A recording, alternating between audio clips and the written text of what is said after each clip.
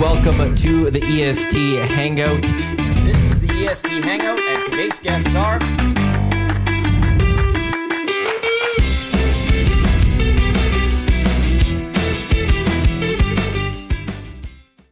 A very good Monday morning to you. Welcome to the EST Hangout live right here at Edmonton Sports Talk, your clear choice for Edmonton sports, presented by Play Alberta. Thanks for tuning in to everyone across the Edmonton Sports Talk audio streams at edmontonsportstalk.com, on TuneIn, on iHeartRadio, on Apple Music. Those watching on YouTube or listening on podcast, wherever you get your podcasts. Tom Gazzola, Iwanyk with you here on the Hangout, joined by friend of EST Pipeline Show, friend of EST of the Year winner from 2024. I think that's the official number. Guy Flaming. Guy, it's good seeing you. Thank you for coming in. Thank you for the invite. Appreciate it. Always happy to come in when I can.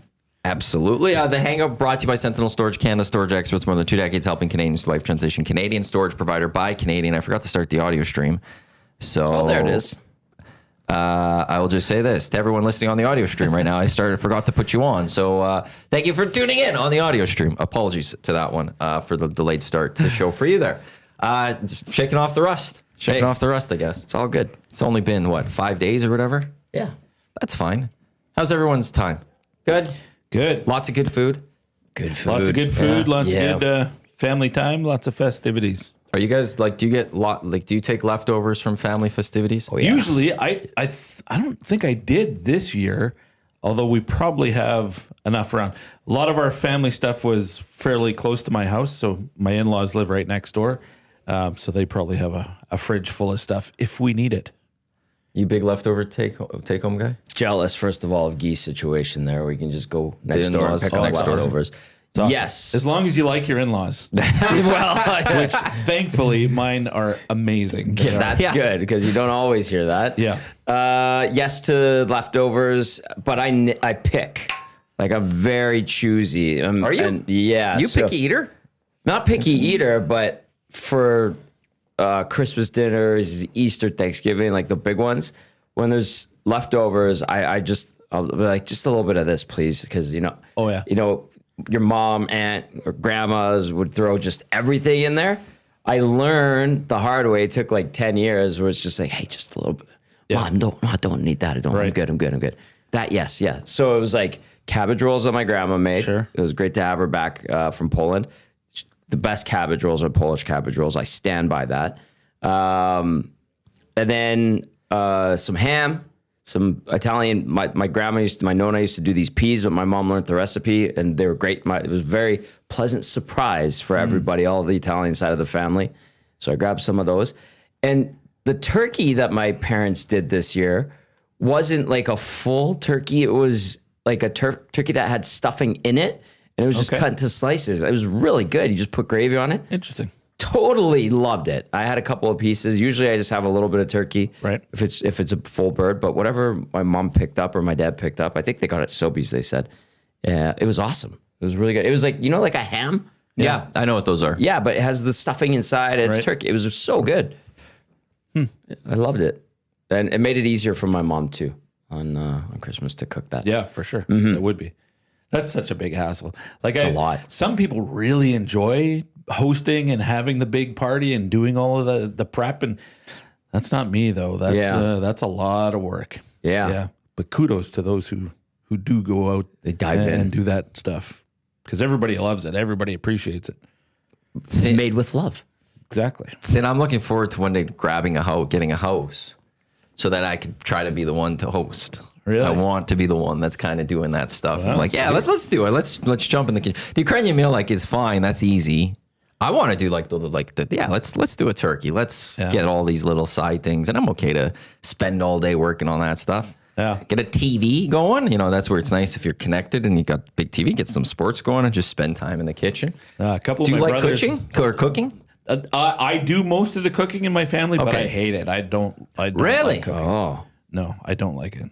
Okay. But I'm the one that's usually available to do You're the home, cooking. so you're cooking. So I do it, but I don't like it, and I don't think my family likes my cooking all that much either. So, What were you going to say on your brothers? I have two brother-in-law who both will deep fry turkeys for Christmas or Thanksgiving or Easter, whatever. That's amazing. It is. I want to try changer. that. It's the best. Yeah. Deep fried turkey is fantastic. Yeah. I do want to try that because I see it all over TikTok around American Thanksgivings. And I'm like, that sounds great. And you've had it, you've It's mentioned, awesome. and it's so good. So I do want to try it one year. It's crispy, right? Like Yeah. it's like crispy and On the outside. On the outside, but that But it's not like KFC crispy. No. It's just, I was mesmerized by it. yeah. I thought it was fantastic. Do they put like the hot sauce inside of it and all that? Because I know you can. I don't think they dress do. it I know they different they ways. soak it for days in a brine. Oh, okay. Yeah, To yeah. give it some flavor, and then they deep fry it. I don't know. Whatever they do, it's fantastic. Deep fried turkey. Good call, Guy. Yeah. I was gonna say something. Yeah, you have to have the energy to host everyone. Oh, well, then That takes a lot. yeah. So I guess it's broken up into two parts. There's the hosting of it, but then the meal part of it, you have to have that planned so well too. Yeah, like, because this is ready. Yeah, this is. you're good. Just all of a sudden you're like, I forgot to do this, and then you got to go do this, and you could lose your mind very quickly. Yep. That's why I always do like coming over, like when my mom's doing it or something, I'll come over and be like, hey, how can I like? I like jumping in with her because she gets stressed as most do, and it's just okay. Sure. Calm down. I'm here. Let's make this work. Nice. I'll take some things. Yeah. So it's been a while. Yesterday I did some bacala, which is a fish that you fry up.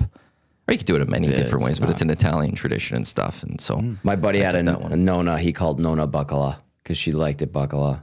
it's good. Oh, God, You just have to. It's a fish from, I think the Scandinavian areas. Okay. It's very salty. So you have to soak it in water for like 48 hours, constantly changing the water to get that salt out. Because if you don't, like you can't eat it. It's inedible. It's just straight salt and stuff. Doesn't sound very good. But once you get the salt out, it's fine. So my mom did a great job of putting it through the 48 hours or however long she did it, and she got the salt out of it. That when I did it yesterday, it tastes like fish, just normal fish. No. Okay. You're not a fish guy? Well, I'm not seafood. I'm allergic to like shellfish, but Are you really? Really? yeah. And so I forego the rest of it too. I just don't like it. We don't have a lot of seafood in our place either. It really turns my wife off. I don't think she's allergic to it, but the smell of seafood I'm the same way. puts her off. I'll eat shellfish. I'm not a big fish guy unless it's really fresh. Like if I go fishing and I catch something and we cut it up and eat it that night, that's great. But we're in a landlocked province, and I'm not crazy on seafood being flown in and stuff. But To the bacala though, is so salted and stuff that it's fine. It's you make can it leave sound that like fish jerky or something. well, actually, yeah, it's something else, but it's like fish sticks after. Like that's what do you not like fish sticks? No, I stay away. Like I said, I stay away from all of it. I've tried it all. That's fascinating. I didn't just know that don't about like you. it. Yeah, people will be like, "Yeah, just try it. Try lobster. Try crab." Yeah, didn't feel good after. Didn't like it. And try salmon. Yeah, didn't like it. Try shrimp. Oh, got sick. That's not good. Oh, really? Oh yeah. And then just fish sticks. So there's that. The other thing that happened is my cousins came from Calgary and they brought their dog. Okay. And he was a big dog. His name was Yukon. I don't know what kind of dog he was, but he at my parents' place really took a liking to my parents' dog Penny. Oh. And he was all over her. Like they were playing for a bit, then he would like pushed her around because he's so much bigger. Then he wanted to get a piece of Penny. Oh, wow. Yeah, and I was like, Penny, go play with Max or Yukon. His name was Yukon. Go play with Yukon. And she like would kind of, and then he would just like push her and then like try to mount her. And I was like, oh no, okay, get my sweet baby angel away from that dog. That's uncomfortable. Yeah. Poor Penny. Gee whiz. Absolutely not. She was in people's arms most of the night or under the table. Poor thing. She's just a little dog? Yeah, she's a tiny little. She's a cavapoo. Although she doesn't really look like a cavapoo, we're pretty sure she's the runt because she's all scraggly and stuff. Okay. She got a longer snout than most cavapoos too, and only like parts of her fur are curly. Oh. And I remember picking her up at the rescue place, and they're like, "Here's her brothers and sisters," and they're all black and gold and like these beautiful cavapoos. And then they're like, "Here's this one." My brothers wanted that one for my parents, and I looked at the other ones. I called them. I was like, you guys, like this one that you want is like scared. It's weird looking. I'm not even sure it's part of this litter, but they insist. Right. But the other ones are like ready to play, and they're like they're perky and stuff, and they're really nice looking. And they're like, no, get the one that we said. So we ended up with. Well, I love Penny. that. She's great. Take the one that's. The other ones will find a home, man. They'll did. find a home. They did. So They we'll went take quick. the other one. That's and right. It's very We're a compassionate. part of your family. It's very. That's good. Brothers being very compassionate there. Yeah. Well, yeah, I guess they didn't have. Not you though, Tommy. Well, I want the pretty looking one. Ugly dog. I got there, and the lady for the rescue's holding her in a towel. She's like, if I put her down, she's gonna run away. We're never gonna find her. I was like, what? Oh, so she definitely needs a home. Yeah, That you did a great thing. Yeah, well- especially you absolutely took the right She one. was in a puppy mill that gotten shut down, and yeah, great dog. Like honest, we love her. But I remember looking and being like, look at her brothers and sisters. They are perfect. Like, why don't we grab one of these? And they're like, no, you get the weird one. But years later, you love the dog. We love it. Just She's- not as much she's the as best. everybody else. Yeah, she's the best. He always has that in his mind. It could have been something Could have else. been the other ones. I love Penny. She's the best. And Yukon tried to mount her. I said, no, that's my baby angel. On the road with JT Shark. It's a two-parter because I'm going to ask him a question. And then he asked Tommy a question. He says, the one thing I miss about Edmonton Christmas meals is the turkey dinners. UK Christmas meals are lacking. What is a UK Christmas meal? Yeah. But then he asked Tommy, what's the traditional Polish Christmas meal? What kind of fish? Oh, man. There was at my aunt's place on Christmas Eve. She's Polish. She's my mom's sister's, obviously. So my babunia, my Polish grandma, was there too.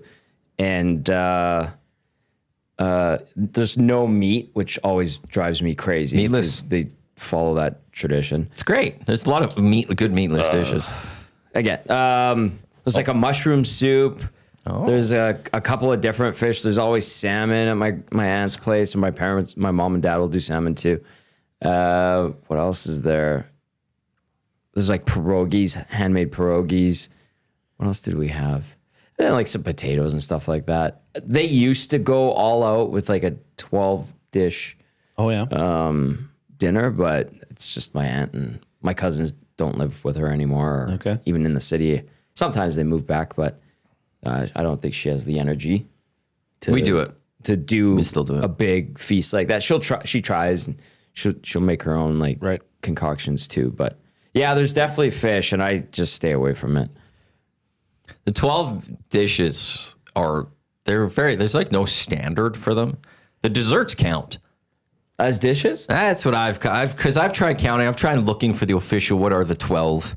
And a couple of those desserts can count. So I think a lot of people, there's ways to get to the 12 meat, as long as it's meatless. Yeah. Sure, cabbage rolls aren't. Yeah, no, they're not. So we didn't have them See, until so Christmas Day. if there's meat in your cabbage rolls, why do you guys do meatless? We Clearly there's meat. we did it on Christmas Oh, Day, okay. not on Christmas Eve. I see. Yeah. My grandma and aunts stick to the whole meatless thing. All your Christmas stuff, is it the same dinners or were they different throughout? Well, on Christmas Day, we were at my brother's, and his girlfriend made pierogies, and there was turkey, there was some ham.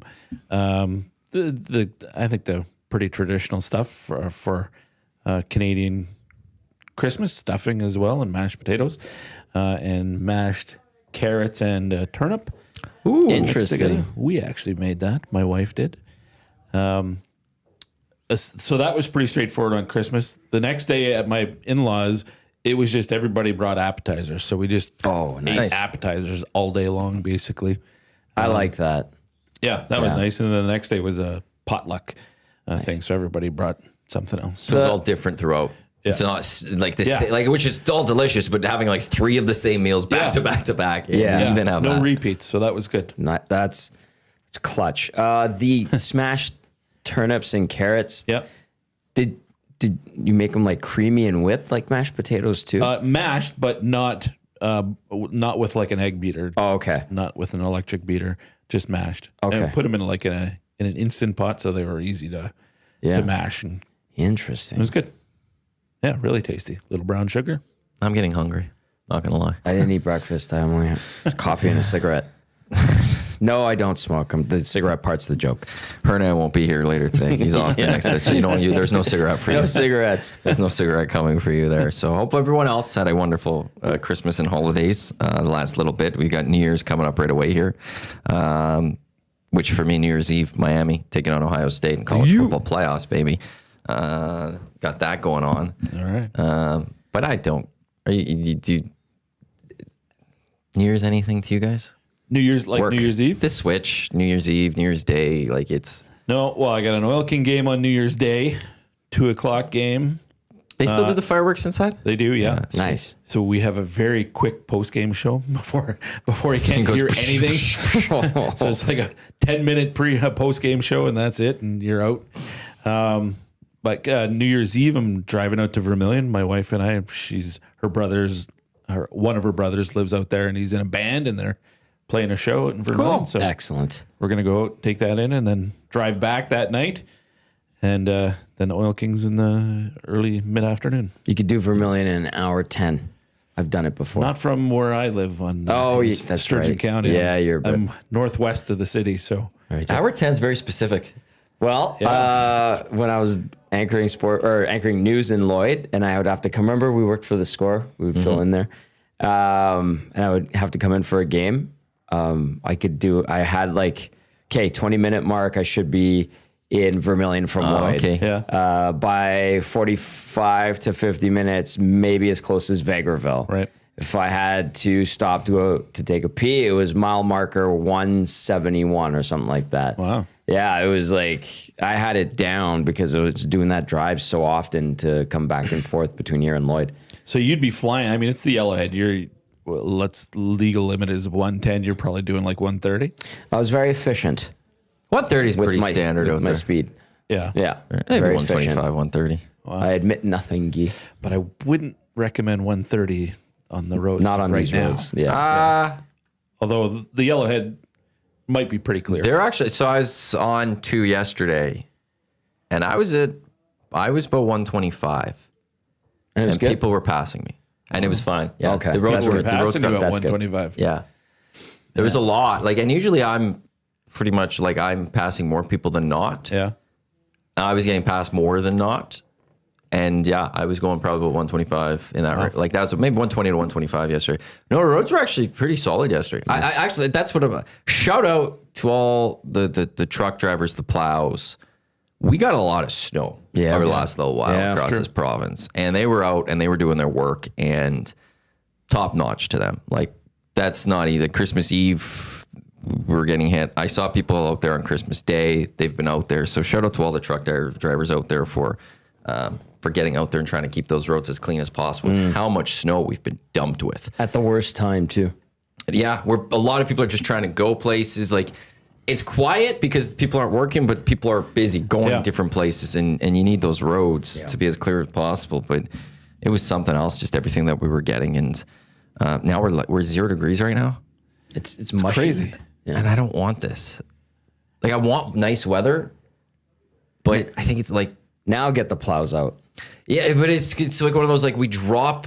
I think tomorrow we're back into sub temps. If it's gonna stay 0, be there for a week or I something. thought it was Wednesday when it's supposed Is to it get that now? colder again. What do we got? Edmonton. Okay, 1 degree tomorrow, but we have chance of rain, Oh, no. and we're dropping to overnight and -5 tomorrow. Overnight -8, and then we're back to -4. It's this could have the potential of just making things worse. Yeah. But something we don't need. Could we just get to -3? And just stay there. And as much as I like the warm weather, this has the potential of being ew. Yeah. But it feels nice outside. Yeah. feel it. The worst is when it's cold and windy and snowy, which doesn't usually happen. But we had a few of those days where it was blizzarding and super cold. I'm just glad. Yes. Knock on drywall. Or non-studs. Nate the Builder says those are probably metal studs. So we'll pretend that they're not. Okay. We haven't had those at least -30 days yet. Even our cold has only been I know with the chill it's been a little different, but it's been -20 or whatever. I don't think we've had an extreme cold warning yet in Edmonton. No. The one night dropped to -30, but that was overnight. Yeah. We haven't had during Yeah. the day the extreme cold, which has been That's true. So That's true. Although there's been some where it's windy and sometimes that wind feels like it's just going through you. It was brutal. Yeah. just We the did worst. it. We got through it together. Almost through it. Not even January yet. I know. Let's not spike the ball yet. Okay. Drop it at Last the year one. in January, I was spiking the ball fully. I stand by what I say. Here, this is what I said. And I did. do stand by this. He did.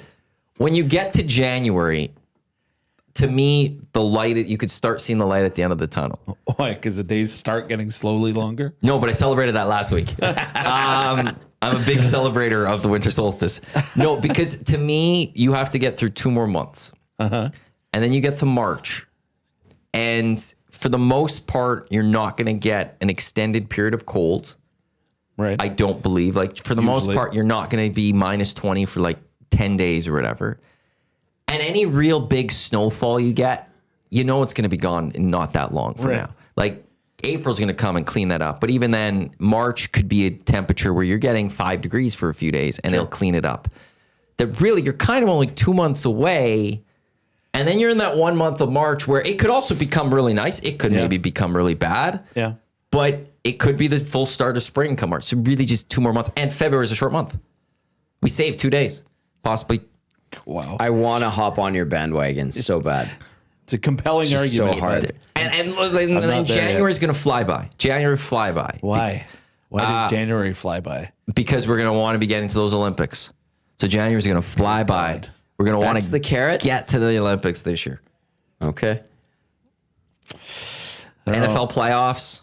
That's There's always many fun. birthdays for people in January that I know. Yeah. Including mine and Benny's are in this month. Ooh. Hey boy. But other than New Year's Day itself, there's no like stat holiday. There is not. There is not. The stat holidays at the very beginning. Yeah. Yeah, it's fine. It's fine. It's fine. Just start January's- celebrating Ukrainian, or well, it's not really Ukrainian Christmas as much anymore. But you can start celebrating the 6th and 7th. That takes you 1 week. The what? Oh, he did it. Have you pulled that out on a broadcast yet? No, because see, unlike EST, I'm only audio. So Yeah. Is there not a way to just But be you like, go oh, 6, 7? I suppose I could. The way you say it is how you could do it. That old It's thing. the Ottawa 67. Does that count? They're probably losing their minds there. The Pop-Tarts of the Pop-Tart Bowl mascots, they were doing 6, 7. Of course they were. If you're the Ottawa 67s, don't you lean into it and kind of? Yes. Should. Yeah. You have to, don't you? I would. You have to have at least I don't a know 6, if they 7 are or night. not, but yeah, you would have to think. Someone on their PR staff maybe or marketing team. Maybe. I have a few texts about Christmas Go for it. from our listeners. Thank you for texting in 780-218-9999 Paris Jewelers inbox. Ian gets the first text. Says, first Christmas without my 100-year-old Baba. Sorry to hear that, Ian. sucks. We did Christmas at my mom's small get-together, made a spatchuk turkey and nalishniki from my end. I've heard that from many of you, my Ukrainian friends. I hope I said it right. Nalishnika? Yeah, I think I said it right. What was the turkey? Spatchuk. What is that? Do you know? Probably a type of turkey. Just because my mom's side's Polish doesn't mean I understand what Ukrainians are, okay? Oh, sorry, I didn't I'm kidding. didn't know you had limits to your abilities. What is spatchuk? I'm looking it up. know? I He's a- I He'll know he's find a it. defenseman in the Czech Republic. Yeah, that's Jerry Space K, okay? Okay. Ian says it turned out perfect. Happy to hear that, Ian. Let's go to this one. It says we drove from Regina to Edmonton yesterday. I did 140 and a Dodge truck passed me going 160. Not the whole way, but parts. I was there fast. Yeah. Let's go. So that'd probably be the Yellowhead because I imagine he'd go up to Saskatoon and then across. yeah, way? because you go around that ring road. Yeah, And you that would be my guess. You have an idea where the RCMP might be That's right. lurking. Right. This one from, I think this is Norman at Combine. Yeah. Texans win, Maddie, and I won the CJ Stroud jersey that night at BP's. Congrats, Norm. Yes, you did. Fair, too. Fair and square. Can life get any better? And then he says, I drove from Saddle Dome last night to home, 1:30 all the way, 2 hours, 40 to home. Nicely done, Norm. Yeah, the QE was very nice. It was very well done. Actually, the worst roads got as soon as you get to the city. They actually were the worst. That in the city was compared bad. to them. Like compared to what you got on the highway, they were more covered and stuff. Dude, But 107th packed more. Ave was a disaster. Like, disaster. Oh, well, I was downtown yesterday because of an Oil Kings game and was driving out to the West End and didn't know. And don't take 100th Ave or was it Stony Plain Road from downtown? It's 104th. 104th. Yeah. Goes out because it was one lane construction the whole way. Yeah. And awful. Yeah. Awful. The grooves were actually bad in the roads with how much snow and ice there was. Yeah, the 99th Street had that yesterday. Yeah. Where you're bouncing around and you're like, oh, okay, I got to really slow this down because I'm going to bounce into the other lane right away and hit the car next to me. But 107th Ave was bad too. Yeah. Because of all the piles of snow in the middle. It was rough. So it's supposed to be 2 lanes both ways, but it's more like 1.5 lanes. Ooh, I see a couple of texts that have pet peeves about driving, and I agree with one of them. I saw it. I took a look already. Shanzi says, boys, the snow was wild. Our guys were working around the clock for the last 96 hours. Shanzi, that does not surprise me, man. It was bad. Snowplow guy? Yeah, I think runs so. Plows? Shout out to them. Yeah, definitely around it clicks. Pet peeve, people who have the blinders on about Bouchard refuse to see what he does at an elite level. And he points out HR Daddy. I actually enjoyed HR Daddy's takes on Bouchard on the morning show. Good job, HR Daddy. I didn't hear Good it. work. What was his point? He just Bouchard and his flubs in his own zone that lead directly to goals. Yes. Awful. He's yeah. terrible defensively. Yes. And people are now looking past that because of his offensive side. So, yes. And just giving him the pass on the defensive side. Yeah, which I don't know. Shouldn't. But Well, enamored with the offense. It's the sexy part of the game, right? we did it for Eric Carlson for so many years in Ottawa. No? Like there are bit. certain defensemen that we look when they could produce offensively. You give up. You say, okay, if you're going to put up that many points, it's okay what you do in your own end. So like that's Was he always bad defensively? He had though? Mark Mathot, though, didn't he? That was kind of the yin to his yang. I don't feel like he was great defensively in Ottawa. Well, I don't know. I didn't watch enough, but Like it was one, like he'd be in Norris conversations, I feel, just because we'd be talking about like, wow, he put up how many points this year. Right. Now, Bouchard's not getting that, like he had that slow start to the season. But I also do stand by regular season Bouchard doesn't matter to me. It's what does playoff Bouchard look like? And Sure. last year, playoff Bouchard was good. He's what you want. So can he do that again this upcoming spring when the Oilers get to the playoffs and or potentially at the Olympics if he gets the call and if he would see the ice? called to the Olympics. Definitely not. Well, the last thing we heard was that the 8th defenseman's between him and Schaefer. I'm sorry. I still would not include. We had Neither this would debate I. on Hello Hockey, and I'm just like, you guys. If he's there, he doesn't play, barring injury. It's That's like what the an pretty 8th girl with the defenseman is. terrible personality. Well, it's PK in 14. He was there. I think he drew into one game. PK actually won a Norris, though. I know, but like he was the 8th defenseman. That's Yeah, why I'm just yeah. pointing out the 8th defenseman generally doesn't see much ice. So even if he is, you're there. The only way that person would see ice is if there's an injury. Craig Bodden last Tuesday on the morning show, he was all in on Bouchard. If it became down to those Really? two, Bouchard over Schaefer. See, my issue and a lot of the discussion a few weeks ago, it's kind of evolved lately because Bouchard's play has been better. You can't deny that. But a lot of the discussion surrounding Bouchard when it came to the Olympics, Guy, was that what happens if Makar goes down and you need somebody to run that power play? That was the argument and the case for Bouchard.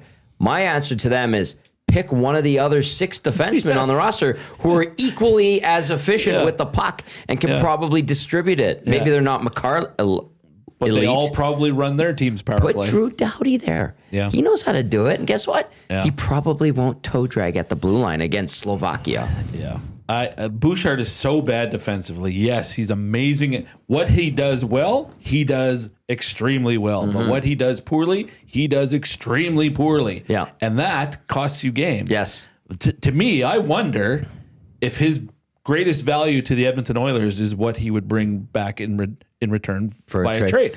Do you know Tony from BP? Because he was speaking on your level Okay. right now. Yeah, Tony must be crying right now a little Quinn bit, though. Hughes got Vancouver a pretty good return. Yeah. I don't think Bouchard would get the Oilers as much as Quinn Hughes did. No. But if you're getting a first-round pick and 2 really good former first or second-round prospects who can step in and contribute now, Yeah. I'd consider that. too many times he disengages defensively in his own zone. Not in front of the net, behind the net. Battles are a mess. Playing 2-on-1s and odd man rushes. And I think the offensive side has wowed everybody to the point where like, oh, well, he's okay on his own zone. There has been an improvement, no doubt, in his own zone, but it's still like he jumps out of the way of shots. Yeah. I think the Oilers need a defensive stud, like what Ekholm was. Ekholm is now showing his age. He's fading, But when they got him initially, somebody like that, if you could turn Bouchard into somebody that can be your defensive anchor and then also bring in a couple other assets, maybe a first-round pick, if somebody's willing to give that up, I would do that. But I will say there's a lesson to be learned of Mitch Marner leaving the Toronto Maple Leafs. And now we look at the Leafs and go, it's hard to lose a 100-point player. And Bouchard's one, it's hard to replace an 80-point defenseman. Yeah. And if you were to trade Evan Bouchard, if you're Stan Bowman or Jeff Jackson, I feel like we'd be sitting there going, well, it'd be nice if the Oilers got a few more points from the blue line. Because now Bouchard's gone. Sure. Yeah. That's where I can live with if the defensive mistake. Like, to me, make sure, replace Ekholm, maybe get another one to, in a way, shield Bouchard. Or maybe it's let Bouchard be Bouchard, but we've got these other guys to help with that defensive game. That's because fair too. What is of all the mistakes Bouchard makes, like how many goals is that in a season? Versus how many goals does he? I'd put it in the 20 to 30 range. So he's plus 60, That's just plus 50 when it comes to points for the Edmonton Oilers. Is that because he's involved with, like, let's say he's an 80-point defenseman type, and then he's a much higher plus in terms of differential of what you're getting. To me, that's where I can live with even any argument that soft, bad defensively, but if he puts up points for me, I could live with that. All right, well, that's a good argument to make too. I'm not sure what the Oilers have for defensemen in the system, like below him. I can't think of. I don't think there's a lot in the system overall. Yeah. That's what I mean, though. Is like it's not like you have a guy on the way in a year. That's true. Hey, Guy, hey, Tom. Question.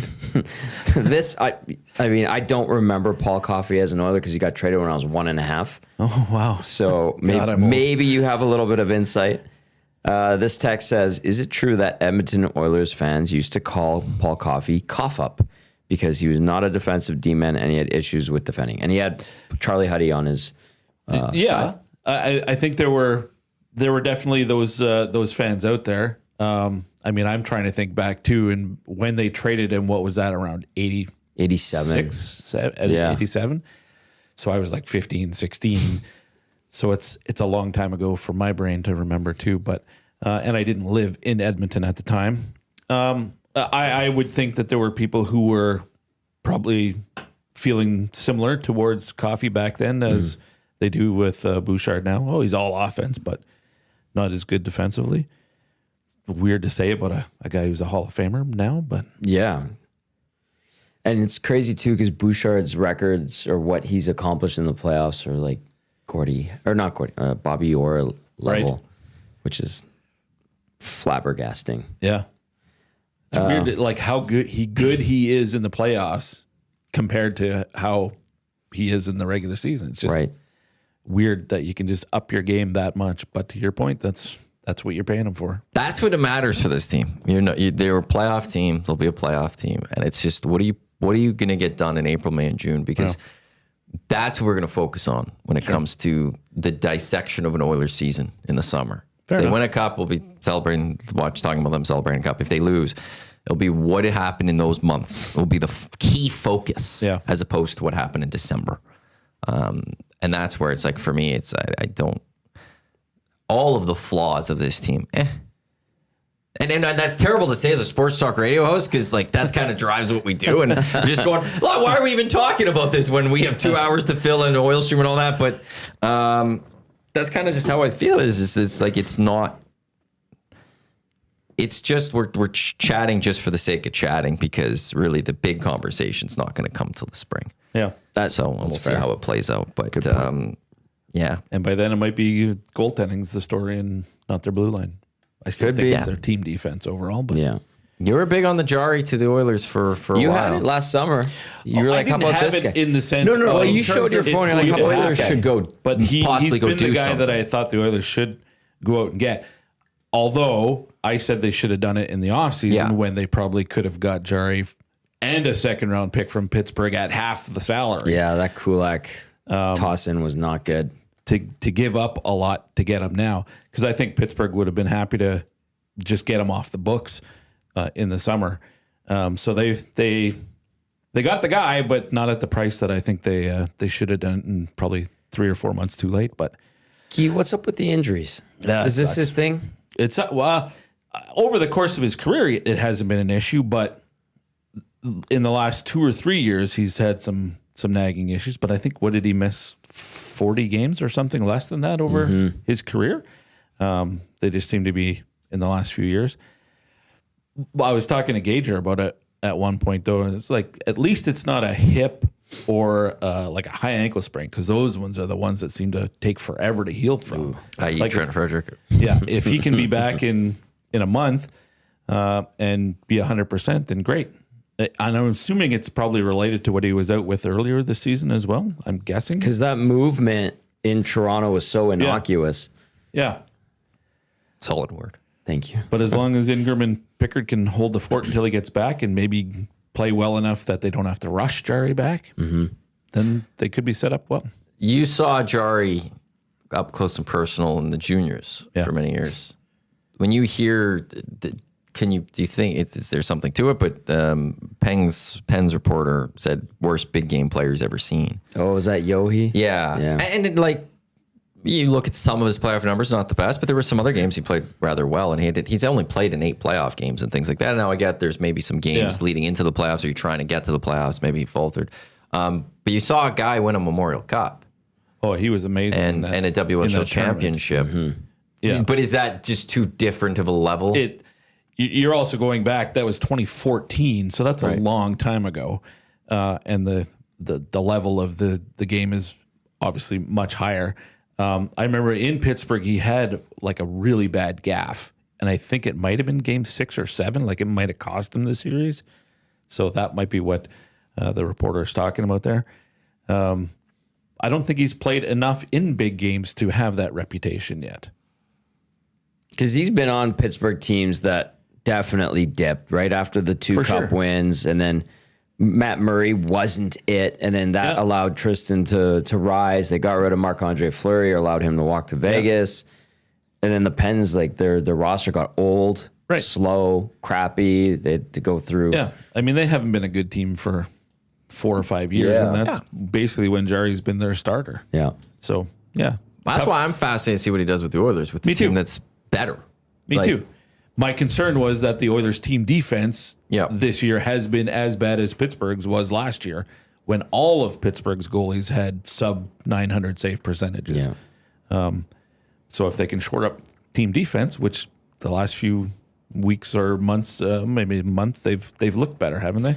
Well, generally, yes, but I want to bring this up. Great segue, Guy. Well done, sir. This text Just says, going off the script. have you guys talked about the Lomberg comments after Calgary's game? I have them for everyone, by the way. I haven't heard. So when Lomberg scored that goal, Regula cough up, by the way. Okay. Here's the quote. I got a little Pizza 73 deal here, so I think that Regula, whatever his name was, he might be helping out with some of that, chuckled the effervescent winger following an emotional evening in which he personally set the tone. I told him I handed some pizzas out over the break, and I didn't mean to be. I thought we were going to go around town and hand them out, but no, good on him. Shout out Pizza 73. Great pizza. Put it right in the oven there. Jeez. End quote. Wow. It's a rivalry, right? But I think it's the Pizza 73 thing is funny, but I think the whatever his name is there is kind of the, here you go, kid. Here's a backhanded compliment. Yeah. Yeah, I won't wear up NHLers for bringing some colorful comments to the game. We always say they're boring. Sure. So I can't rip on that. Yeah. But if you're the Oilers, you just look and be, okay, we're sitting 3rd in the Pacific. Where are you, Calgary? Oh, you're well below out of the playoffs right now. Yeah. It's tough to be too chirpy when you're in their situation. Yeah, 38 games, 36 points. 1, 2, 3, 4, fifth out of the playoffs. Oilers third in the Pacific. Back-to-back Cup finals. And now Regula wasn't part of those ones, but he'll at least have a shot at the Cup final possibly this year. It doesn't look like the Calgary Flames might. But Flames 2 wins against the Oilers this year. Yeah, well, the first Opening one night. of the season was, I mean, the season opener is always kind of a toss-up. And the Oilers blew a 3-goal lead in that one. The other night, I just thought Calgary outworked Edmonton. It's all right. I didn't Seemed see like that it. one. Yeah, just they set the tone. They had a lot of hustle. Edmonton poured it on in the third period. A lot of McDavid and Draisaitl Right. to try to get the equalizer. Surprise, surprise. But I think the loss, the 5-1 loss here, was still very prominent in the minds of the Flames, and they kind of got their redemption. We went from 5 Canadian teams last year in the playoffs. Right now we have 2. Was that Montreal and? Edmonton. Oh, the Oilers Ottawa's- currently are sitting in a playoff spot? Third in the Okay. Pacific. Ottawa's kind of lingering, aren't they? Ottawa's... See, the East is just so tight. Yeah. Florida's sitting in the last wild card spot at 42 points. 3 other teams are tied at 42 points, including the Sabres. Yeah, the Sabres are the Sabres- first team What? out of the wild card spot. They're on a heater right now. They're first team cow. out. Yeah. When did that happen? Devils, 8-game winning Rangers. streak. How many Then- more times do they play the Oilers? Get That's themselves where right it back in started. it. Gee, that's where it started. I know. Oh, Jeez. dude. Then it goes Pittsburgh, Ottawa, Boston at 41 points. Then Toronto's at 40 points. Like Toronto, and then it's Columbus at 38 points. Toronto's, in theory, a win away from being able to go from second last in the Eastern Conference to second in the wild card. Wild. That's how tight things are in the East. And even Columbus, so even it's 4 points that separate second wild card spot and last in the Eastern Conference. That's how much things could just flip. And Buffalo's now sitting there. They could easily drop to be right near the bottom with Yeah. how close things are. Out east or out west, you got the Sharks at 39 points, Utah at 39 points. That's second wild card team and first team out. Kraken are now at 38 points. They've won 4 straight.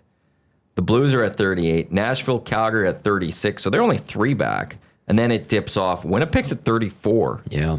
Chicago's at 34. Canucks are at 33. Has Winnipeg turned it around since Hellebuck's been back? There's 2 wins in They've their lost last 10. 5 in a row. Yeah. With Hellebuck. For all 5 of those? Like how long's he been back? Let's find He out. played the other night. I know that. Oilers and Jets tonight. Yeah. By the way, an early game. Yeah. It's 5:30, Amazon Prime only.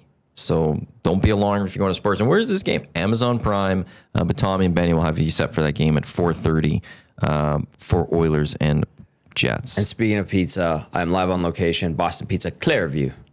Come Clairview join me tonight. Yep. All right. They have a 174-inch screen in the lounge. I It's heard. amazing. What's her name? Lisa? Lisa's the manager. Yeah, GM there. Yeah. I pay attention. Yeah, I know you do. Let me go to his. He might have been back for all 5 of those. Because, so Hellebuck's been back for 6 games. He won his first then that's game trouble back. for Winnipeg. Yeah, he won his first. They won his first game back 5-1 against Washington, then lost to Ottawa in overtime, lost to St. Louis, although they lost 1-0. Yeah, So they're like not he scoring. did as Right. much as you could almost do. Then they lost to Colorado 3-2, and then back-to-back OT losses to Utah and Minnesota. So they've gotten 3 points out of those losses. But tough opposition there too with Minnesota and Colorado. Yeah. Well, They blew a lead against, oh God, who did they blow the lead against the other day? I'm trying to remember. There's 13 games on the schedule. So I think it was mini because they had So all that was at the 20 close that proximity Saturday. games. Yeah. okay, I'll go to that game. They were up 3-2 Yes. going into the third, and gave up a goal. I think that's the beginning. Yeah. Or did they give up a goal at the end of the game? I'm trying to remember. I was watching. I had Ottawa Toronto on at one point above me on the TV, and that was a little brouhaha at the end, which I enjoyed before it flipped over to the Oilers game. And above you. yeah, so at BP 170th, I'm in the lounge, but it's not a newer BP. It's been there for quite Okay. a while, and it's narrow, it's long as Right. opposed to big and open like at Clairview. but they have big screens like all over as well. Okay. But we're set up in a spot where the wall is in front of us, and the camera shot goes back towards the lounge. Right. And there's a big TV right above, so I look up and I can watch what's going on. Yeah, it's kind of cool. Gotcha. It's a good setup too. 22 seconds left in the game is when Minnesota tied it. On it, like right at the end too. So like the Jets held on to that lead for so long and then gave up the power play goal, and then lost that. Quinn Hughes with an assist on that one. Okay. Quinn Hughes with 3 assists in that game for the Wild. He's a good player. He's a little bit. Not bad. They got a pretty good 1-2 punch there with Brock Faber as well. Yeah, Faber He's a was. stud. That Central is something. Yeah. Yeah. Did you guys see what the Wild did when they brought Hughes in? I saw some of those things. Pretty I don't know nice what you're touches. Like, Let's see if I can find it. he'll pull it up. But I was reading the article yesterday. So they sent a really nice vehicle to pick him up in Vancouver to drive him to the airport. Private jet, 2 Mini. When he arrived, they gave him a BMW in the meantime until he gets his own vehicle. Okay, so that's just in the meantime. Yeah. Okay, because I was wondering, I'm like, are they allowed to just give him a car? Sure.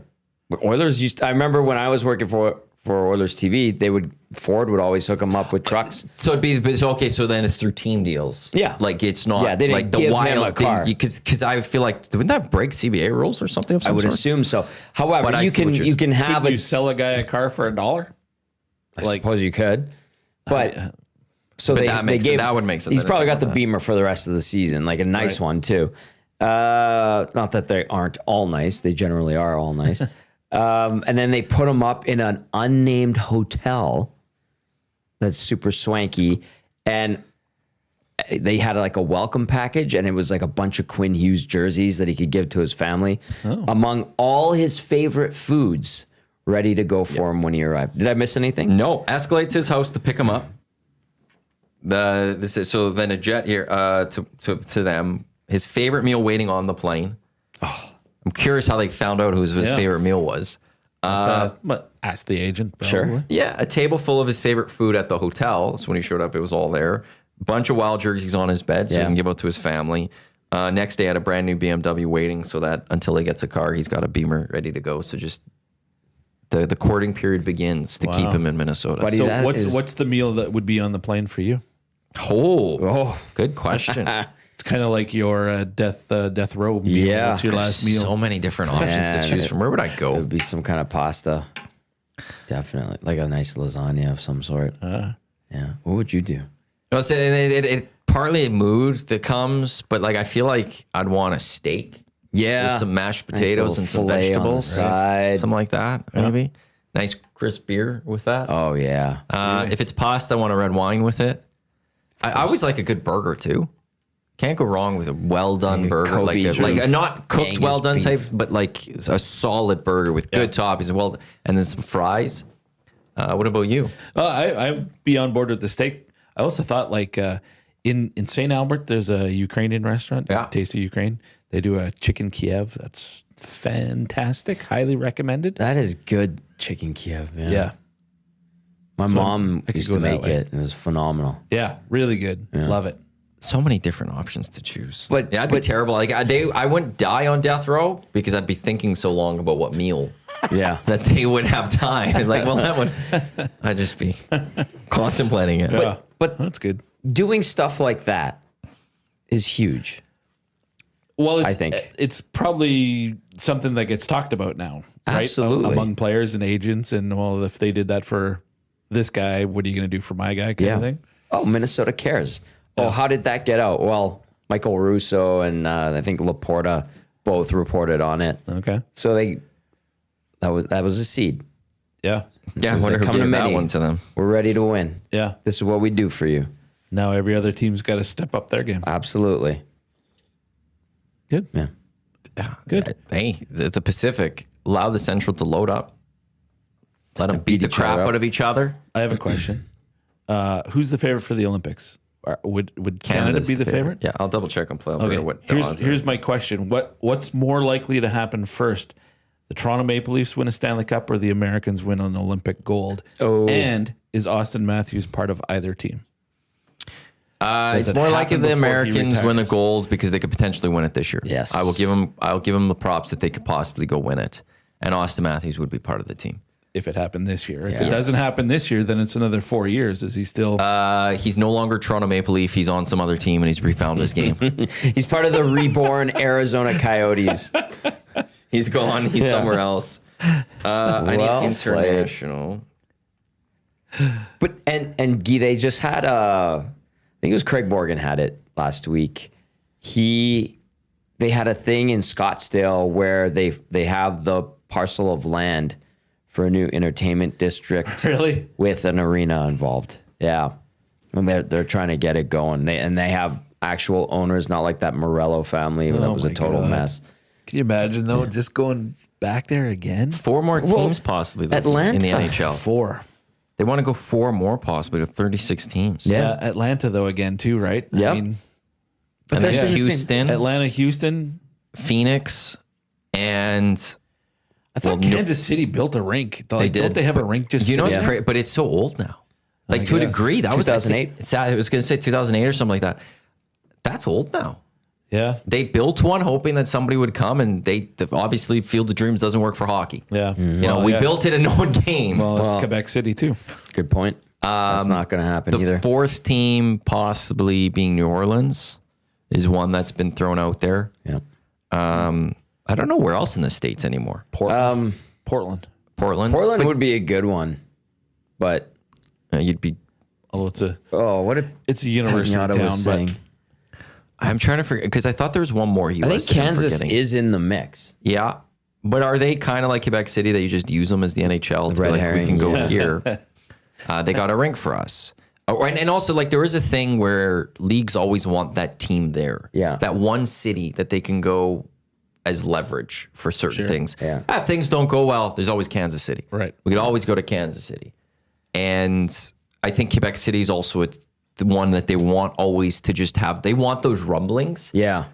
Because they know they don't have to ever follow through with it, but they could always, it's that threat that's there. right. We could go to Quebec City. You don't want this? We'll bring an 8th team to Canada. We'll go to Quebec City. You're going to do something for us? Perfect. And Quebec City never gets it. And like for a long time, LA was used in the NFL. I don't know what they would, well, now they've got Europe, but St. Louis could be. St. Louis could come back Yeah. in that mix, although St. Louis might just be mad at the NFL. And they were suing, although the Kansas City Chiefs leaving Arrowhead, Right. they have the 2nd richest owner in the NFL, I think. The Hunt family. Yeah. And they have the 2 states that they can leverage, and they leverage to leave Arrowhead to go to cross state border to go. is that right? Yeah. Oh, I hadn't heard that one. Just announced last week a new stadium. And a bunch of city money because the 2nd richest owner in the NFL really needs handouts. He really needs the support of everyday citizens to help him build that stadium because having $50 billion or whatever it is, or being your net worth is $50 billion isn't good enough to go build a $1.6 billion stadium or whatever, $3 Is it going to billion be a stadium. dome? Yep. Yeah. Taylor Swift dome? Well, he might be retiring. The AFC West, which is Denver, Kansas City, LA, and Vegas. We're a few years away from them all being indoors. Yeah. Bronco Nick said the Broncos are looking at a new building too. Not open air. Like it's not Wow. open. So like some of that hardcore football that you think of, especially Kansas City and Denver, Right. gone. Wow. Right. What did? Oh, by the way, before we continue, sorry. Canada plus 140, favorites to win the Olympics. U.S. is plus 200, Sweden plus 500, Finland plus 800. So those are your top 4 favorites. Okay. Switzerland, Czechs, then Switzerland, and then Germany with Leon. But yeah, Canada's the favorites, followed closely by the U.S. Okay. So if Canada falters, like it's hard not to see the Americans maybe finally getting it done, but we shall see. What were you going to say? I can't remember. Okay. I lost it. Oh, Broncos and Nick says Denver would be a retractable roof, but that's okay. when the cold weather comes, It stays in. closing up. Even I was surprised Buffalo didn't do a dome. Like, is that new? There's going to be a landmark. Yeah, I think something like that. Yeah. Highmark, Highmark. something like that. Yeah, it's Or the that's name's their carrying concept. over Is it? to the new one. I think so. But it's covered. There's a roof for the fans, but the playing surface is not covered. I understand the roof has some kind of de-icing technology in it too, but it's still outdoors. But it'll block a lot of that crazy wind that they get, the lake effect stuff. So that at least is something. They may have their final ever home game at that stadium next weekend. They sure blew it yesterday, I'll tell you what. Just kick the damn extra point. They were in a tough spot anyways because the Patriots were rolling for number one in the division. Right. My was a Ravens boring game. somehow survived. They survived for another day. Baltimore still alive? They needed Cleveland to beat Pittsburgh yesterday. Okay. It was out of their control. They needed Cleveland to beat Pittsburgh, and then it's Cleveland. Then it would be Baltimore versus Pittsburgh, final game of the season. To winner gets the division, and Cleveland somehow did it, and they beat Pittsburgh. Wow. And now it comes down to next week, and Lamar didn't even play this week for the Ravens, so he's a little rested because he was banged up, and it's going to be them against the Steelers. And the great news for both clubs, in a sense, is whoever makes a playoff spot. This is disrespectful to the Chargers. This is disrespectful to the Texans, but I don't care. It is most likely that they won't have to play the Bills in the first round. Okay. Because of the Bills' loss yesterday, the way the next weekend might play out with still a lot of things up for grabs, including top spot in the AFC and the bye and a lot of different things. They might have to be able to skip the Bills for week one of the playoffs if they win and get the Texans or the Chargers, which isn't like, hey, this is nothing, a cakewalk. But it's not Josh Allen. Right. So, but yeah, weirdly, the Ravens, I thought after they lost to the Patriots, I was just like, well, there's the season. Cleveland, they're not going to win, and they did it. They did it. So now my hopes raised up just to get crushed on Sunday. Hey, at least your team's still alive. Tommy and I are. At least your team hasn't lost 12 straight games, 13 straight games. Have they really? Yeah, they suck. They really suck. Cardinals, right? Oh, they suck so bad. They've lost that many straight. Oh, yeah. They started 2-0. I think they're 3-14, 3-13 now. It's wild. The Bears look good. They actually do. I finally have to admit it. 49ers are just rolling right now. But the Panthers might make the playoffs, which is wild. I know. The Saints are looking. Falcons are my team, but they were supposed to win the division this year, and they're terrible. And the What do they got? Saints, 6 wins? Yeah, and the Saints are like showing that they have like a future. Saints have won 6 games this year out of nowhere. There you go. Falcons are playing somebody tonight that they're going to lose to. The Rams. Yeah, they're going to lose to the Rams. And is it I think the Rams have the Atlanta's first round pick next year, or this upcoming draft. Oh, great. So like for the Rams, it's like they win, and it lowers it gives them a better draft position or helps them with that draft So position. the Falcons don't even have a That's first awesome. round pick? No, they forgot who they traded for, but they traded it. They were trying to this was going to be a good year for them, and it just hasn't worked in so long. Awesome. I saw Arthur Blank was at the TGL last night. Great, whatever. I actually watched some of it. It wasn't too bad. But who is it that's been at quarterback? Is it Cousins or Penix this year? That's I think they've kind of been going back and forth. Okay. Cousins lately, though, hasn't it? Because I think Penix got hurt. Yeah, whether he got hurt think- or they just. I have not paid Needed any to attention to the Falcons. They haven't been one of those teams that's been in my face. You know how sometimes teams are just the NFL puts them Yeah. in your face. They have been off my radar. No. Yeah, they really have, haven't they? It feels like it, unless I'm just not paying enough attention. But I've been dialed in. I watched like 9.5 hours of football yesterday. So Yeah, who did the Dolphins beat yesterday? The Bucks. yes, Yeah, it's just that team. Either of those Bucks teams are are- going to lose in the playoffs. Bucks are like this, man. They're so wishy washy. As Smitty the Welder saying, the Texans have the best defense in the league. They'll beat either the Ravens or the Steelers. Yeah, you want to know something? They might beat. They likely would beat the Ravens or the Steelers, but I would rather take my shot against the Texans, who don't have a history of, the recent history of getting to like an AFC Championship game or something like that. And actually, the Ravens have a good success rate against the Texans than Josh Allen right now. No Kansas City Chiefs, no Patrick Mahomes. It feels like it's going to be the year for the Bills. Like the path is clearing for them. Yeah. I don't want to deal with Josh Allen in the playoffs. I don't.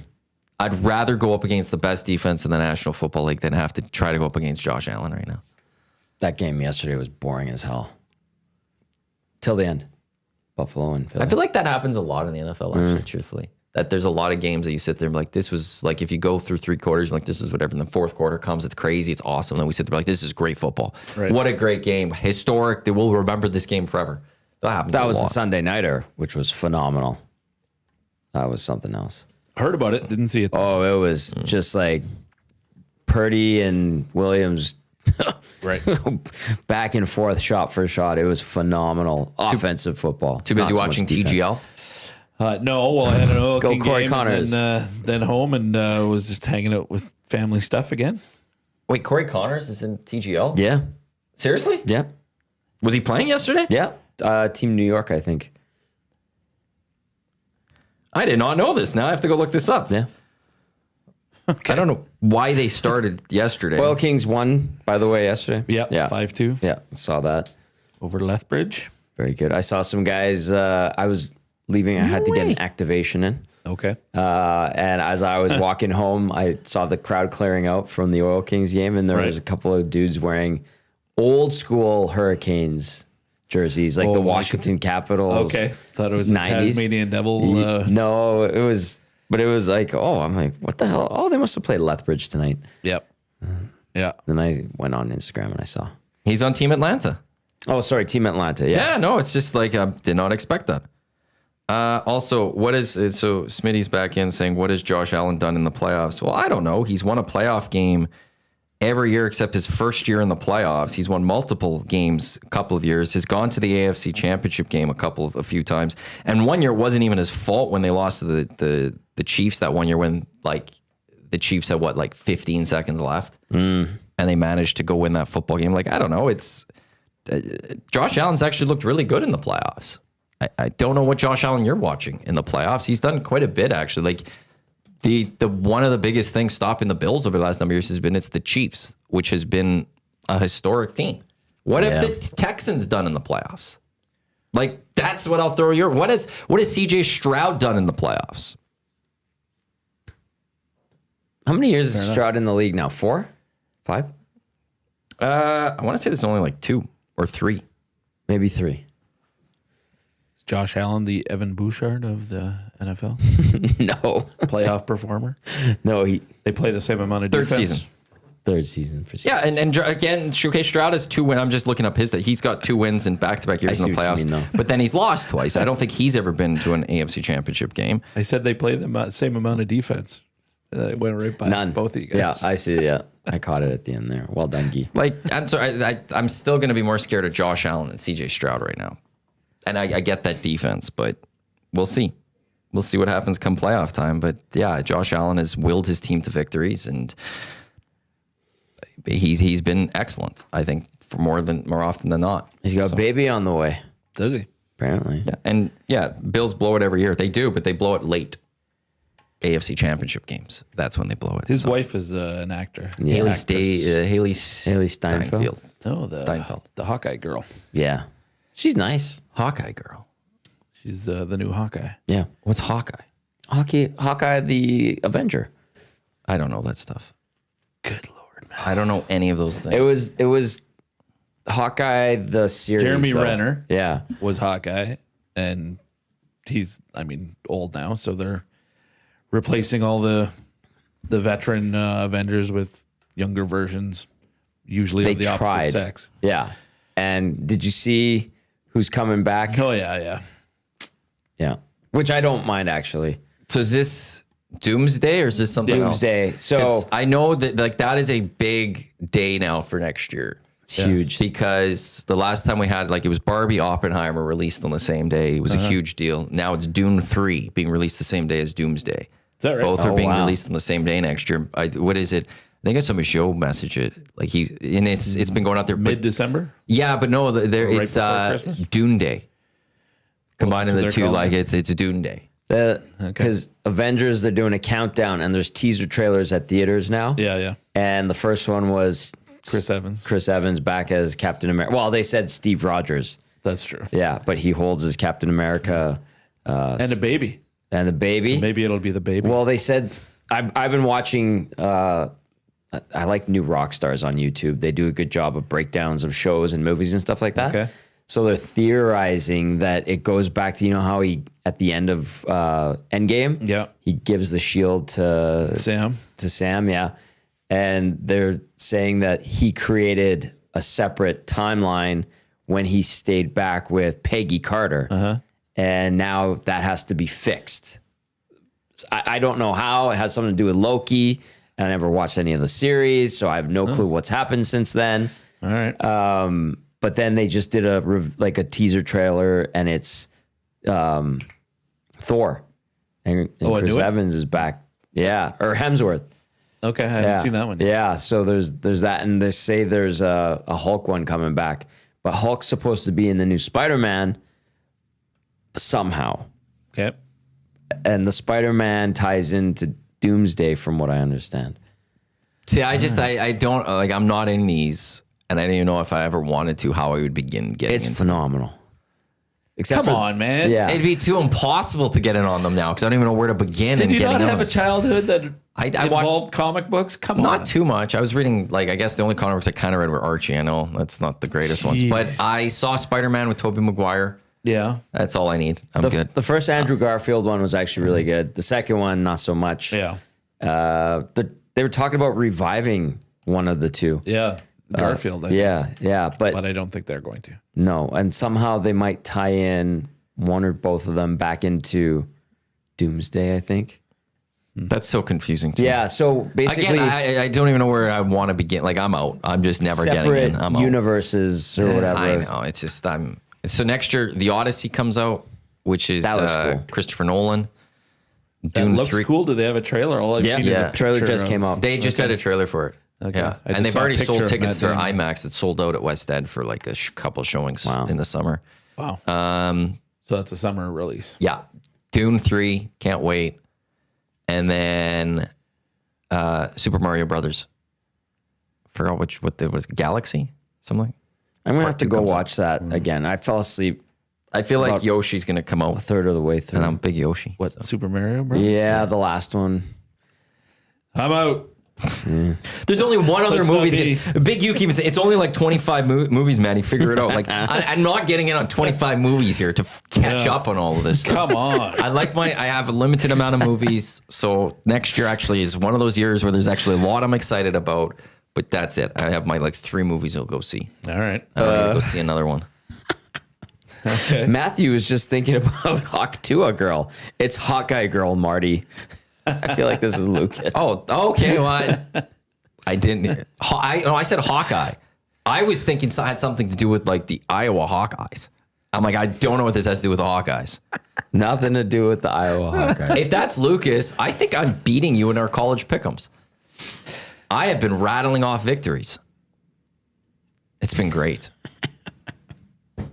Whatever happened to Hawktua Girl? She was such a big thing. Didn't she get in trouble? Yeah, so there was crypto that she pushed or something That's right. that's tanked, and then she went in basically witness protection. It seemed no one had heard from her for a while. Then she came back, and now no one watches and no one cares about her. Rightfully so. Not even the crypto part. We shouldn't have cared what she said because she had one viral comment. Yeah, I know. But she had a podcast and people were watching it, and we're a sad society. was But she cashed in on her 15 minutes. I respect the hell out of her for that Yeah. one. Kidding. The one night on the strip in Nashville. Yeah. And look what happens. Yeah. This is the EST Hangout presented by Sentinel Storage. Canada Storage acts for more than 2 decades, helping Canadians to life transition. Canadian storage provider. Be sure to buy Canadian. Tom Gazzola, Guy Flame, and Matt Iwanyk with you here, Guy of the Pipeline Show, friend of EST. That is the math work for today's game. 5:30, 60. Yes, Pipeline Show. We'll be able to play part of it today. We'll have to play it again tomorrow just because. It's an old one anyway because I didn't have one this week. But yeah, generally Saturdays at noon right here on Edmonton Sports Talk on our audio streams, or Monday nights at 7. So the Oil Kings, we quickly mentioned one yesterday. For those not following closely, how They're they good. They're a good team and a fun, exciting team to watch. They score a lot of goals. They're good. They are legit contenders this year. I think there are legitimately 4 contenders. 3 of them happen to be in the Eastern Conference. So it'll be tough to get to the final. They made some trades.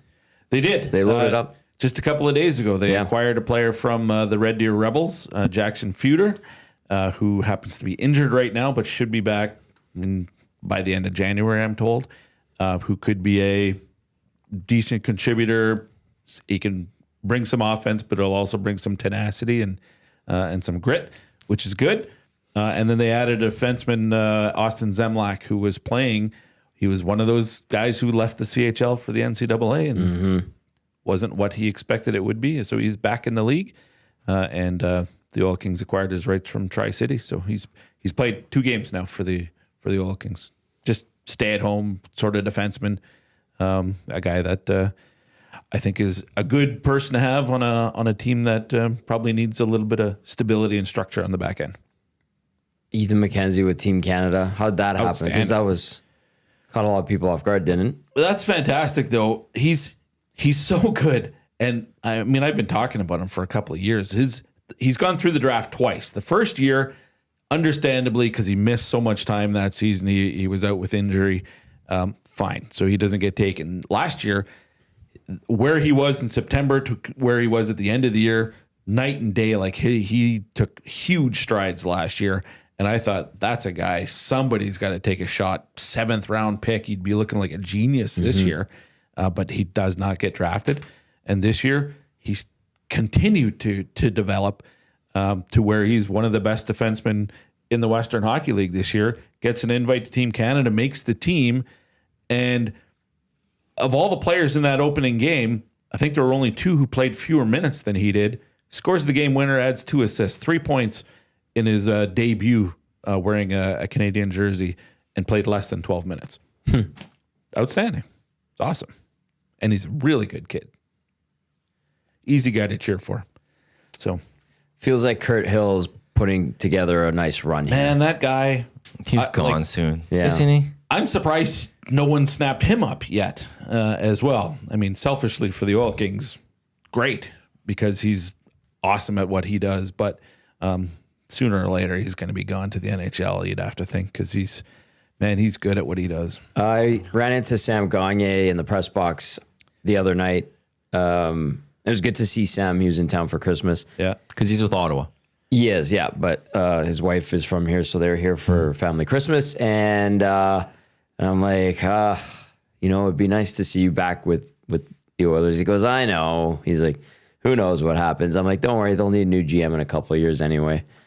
Well, but now, like, you got Kurt Hill in your backyard. Yeah. He's been here for like 7 years now, 8 years now. It's got to be. And It says he was hired ahead of the 18-19 seasons. Yeah. 18-19, 19-20, Yeah, so 20-21, like 8 years. 21-22, 22-23, 23-24. You're right.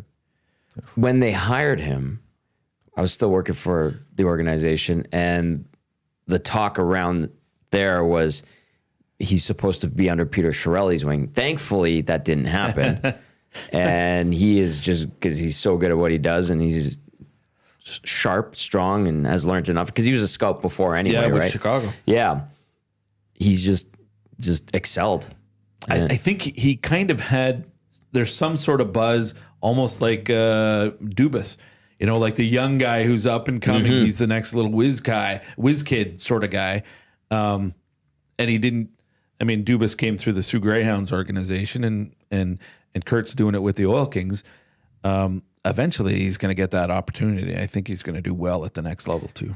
He's going to be 38 in January, I think. Kurt if I'm looking at the right thing. Like, that's young. Yeah.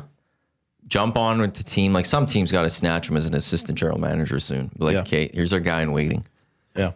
And I don't know if he has like a lawyer background or anything like that, because a lot of the assistant GMs are the capologist type of guy, right? Yeah. But he was in U Sports for a while. And, right. so he went that path. The Oil Kings, or the Oilers at one point had like 2 assistant GMs. They do right now. They have Yeah. Keith Gretzky. They have Bill Scott. They had Brad Holland, but that's gone away, obviously, with Ken being gone. Right.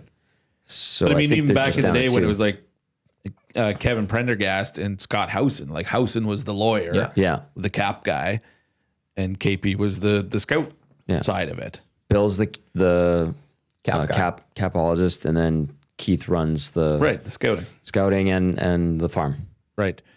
So out of those, I'm not sure which is Kurt. Like, I don't know if he has the legal background to be the cap guy. He's smart though. Like, Yeah. But flip side, when like for Dubas, if you're looking at his, it was him and Hunter that were brought in as AGMs in Toronto under Lou. That's right. right, And then it was eventually they chose Dubas to be the GM, right, and Hunter left. right. Back to London.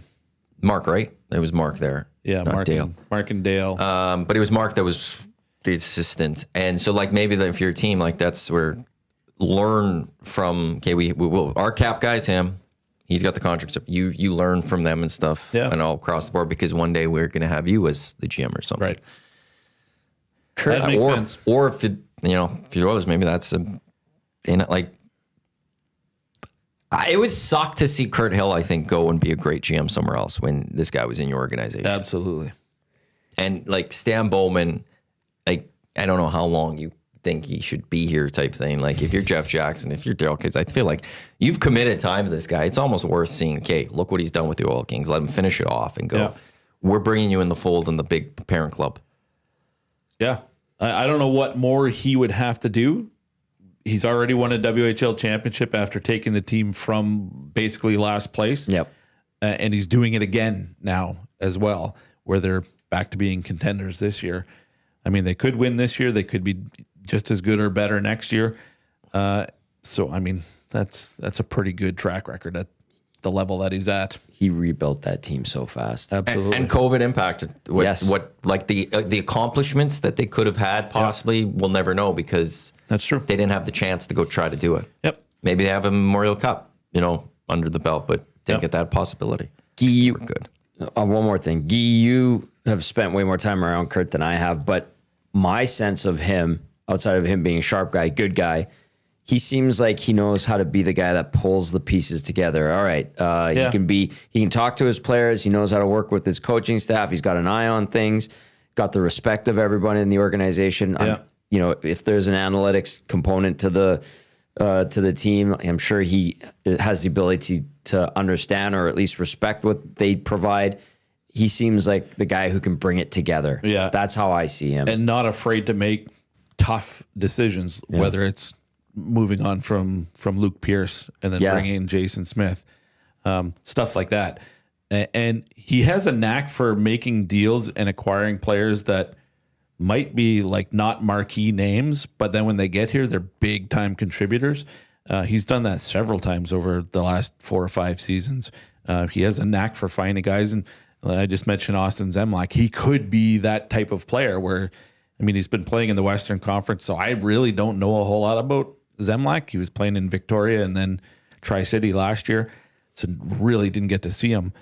But he might come here and suddenly be a top pairing guy with Blake Fiddler or something like that. Like he could be a significant contributor. So I've come to be patient with passing judgment on any trades Kurt Hill makes, because I might not be wowed the day they're announced, but just wait, and it's more than likely going to pan out and be a good deal. What's the biggest flaw of the team right now, if there is one? Biggest flaw of the Like team. if we sit there and go, okay, they couldn't get through. It's always weird for me to say Eastern Conference, but Sure. they get through the East. They don't get through the Eastern Conferences because they Medicine Hat would have caught them in this area. Yeah, I don't think goaltending is a weakness, but they don't have experience between the pipes. Ethan Simcoe joined the team midway through last season, and he's the veteran goaltender. And behind him, his Parker Snell is he's a rookie this year, 17 years old. Should be like the goalie for this team to carry them the next couple of years. They're both really good, but if they don't have the experience, so if they're lacking something, I would say it's probably a veteran playoff performer between the pipes. But you don't get experience until you're in those positions. So this is the year those guys get that experience. Have you guys been watching a lot of juniors? A little. I watched the Canada-Czechia game. Other than that, I didn't see the Canada and Latvia game at all, and I think they're playing Denmark today. I don't think that'll be a very compelling contest, but the Canada-Czechia game was pretty good. The Czechs are going to be good. And they're doing it. Latvia's doing some damage right now. Well, like, But then they got their asses kicked by Finland. Finland spanked them yesterday, 8-0. Latvia gets up. Latvia gives Canada a run every year. I think Just like everybody Czechia. gets up for a game against Canada. That's they have the target on the back for sure. Canada's out of the Spengler Cup, apparently. People are sending in the nasty chat today. It's because Dustin's Did they not lose there. today? Apparently. Wow. Sounds like it. Okay. Because So I also saw it good for Mark Pissick, so he must have been playing for the other team. Yeah, Mark's in Europe this year, I think. Okay. I know they had finished in the bottom of their 3-team pool, but I didn't think they were eliminated. They must have. Yeah, played there was a today game and lost. during the show, I think. Okay. And unfortunately, it's weird. There's also like a Team US now. I didn't see anything from the Spengler. It's a U.S. college select team. It's not all Americans. There's Canadians. There's Europeans on it. Interesting. It's kind of like some of the HC Davos. Yeah, all the teams have. I mean, those are club teams, and they have. Canadians are going up against Canadians. Exactly. Yeah. They're And so Team Canada. This college team is just college all-star team, basically, and they're from all over the world. They lost 5-1 to Sparta. Okay. That's who Pissick plays for. And sometimes AHL teams get invited to go play there. Yeah, they did one year. Yeah, I remember that one. And then there's also, they add guys just for this tournament. Each team can add a couple of guys just for the tournament as well, if I recall correctly. Okay. Yeah. It's a neat tournament. I want to go cover it, see it one time. Sounds like it's a lot of fun. Stride and Gager have spoke lowly about it Dusty's as playing talked it. about it a lot Yeah. too, Yeah. obviously. So, and it's Switzerland. Beautiful part of the world. Yeah. That's for sure. I would love to experience it. Yeah. It's just a party with some hockey going on type stuff. And Yeah. it's Dean Brown, I think is his name. He's the voice of the Sens. I remember he used to do it, and we had him on with JMO, and he was explaining the atmosphere, and the barn looks so cool too. Yeah. Like it's a cool looking spot. Wood ceiling. But hockey in Europe is a different experience too. You've probably been over there. No? I did a world championship in Finland. Okay. Very blown away. Helsinki? Yeah, Helsinki. Yeah, I did World Junior in Helsinki in 2016. At Hartwell Arena? Hartwell Arena, Yeah. and the other one as well. They were using both rinks. Oh, okay, yeah, Hartwell's we're- not even being used now. Why? Is it because it's part of Jokerit? They sold it, and I think they were doing renovations. They sold it, and Jokerit doesn't play there now. I think. Because where is Jokerit? Did they go back to the Finnish league? I think so. Because they were I think so. in KHL for a bit. Yeah, yeah. But I liked that Hartwell. So did I. I thought it was a beautiful rink. It has the practice rink like below ground. Yep. But the World Junior that year in 2016, that's got to be one of my favorite experiences covering junior hockey. It was unbelievable tournament. The Finns won it in overtime against the Russians. You think Finland's biggest rival is Sweden, sure, but historically they have a very poor relationship with Russia / the Soviet Union, who invaded them several times. So that was an experience. That was awesome. Yeah. And I really enjoyed Helsinki. I thought it was a great city. It's neat. You did a world championship, so that was in the spring? Yeah, 2012. Okay. So the World Junior it's dark at 2:30. Yeah, because it's latitude is It's further north than further. we are. It's like Grand Prairie-esque kind of. Yeah, something like that. Yeah, because I remember it's the southernmost tip of Finland, and I remember like looking on a global map. I'm like, whoa, we're further north than Edmonton.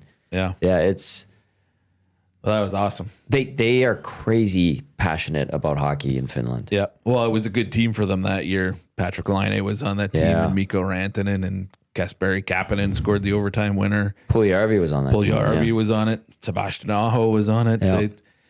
It was really good. Ristolainen, I think, might have been. Yeah. Imagine an NHL arena, like a new one. That's maybe a little bit smaller. A little bit smaller is about 15,000, 16,000. Yeah. It's a something like Winnipeg type thing. Really Yeah. nice, yeah. 14-15, they joined the KHL Jokerit. And then due to the Russian invasion in Ukraine in Feb 22, they withdrew from the 22 KHL playoffs. And then that year withdrew from the league. They wanted to return to Finland and expressed interest to return to their top division, Liga. However, before they could submit, Liga announced that they would not accept any new applications for the next 2 seasons. So in March of 23, Jokerit applied for Mestis, which is the second tier league. They were accepted, and they're currently playing in the second tier of Finnish hockey. And is Hartwell That's what Arena it is. being used? It might have been renamed too, actually. Oh, it might that not could be be. I want Hartwell to anymore. see. So you're okay. Current season 24-25. I want 25-26. I think people were pissed off that they even went to play in the KHL. Yes. Probably. Yeah. Yeah. So it says that they have two home arenas it's showing right now. Helsinki Ice Hall, which is 8,200, and then Vaikos Arena, which is just over 13,300. That must be. That's probably Hartwell. Or Formerly Hartwell Arena. Yes, okay, correct. Yeah, that's the one. Yeah, I think you're right. I believe they were pissed that they left. Yeah. Yoni would know better. Have to obviously. ask Yoni But, Niemann. Yoni Nieminen. Yeah, so that's probably why they weren't just welcomed back. Like, hey, we're not accepting new applications. I don't think they're expecting a lot of applications coming in for their top division. And they went, no, work your way up type thing. So Because they were the big dog in the Finnish league, or one of them. Yard forever. Curry is still their GM. Yeah. Well, according to Wikipedia at the very least. So They're passionate though. Like Canada's hockey obviously is the biggest sport in this country. I think Finland might be the only other country that can say the same thing. It is their national sport. I remember that. And they are crazy. Like, we're crazy about hockey here, but there it's like, Just as much. oh, all right. I feel at home here.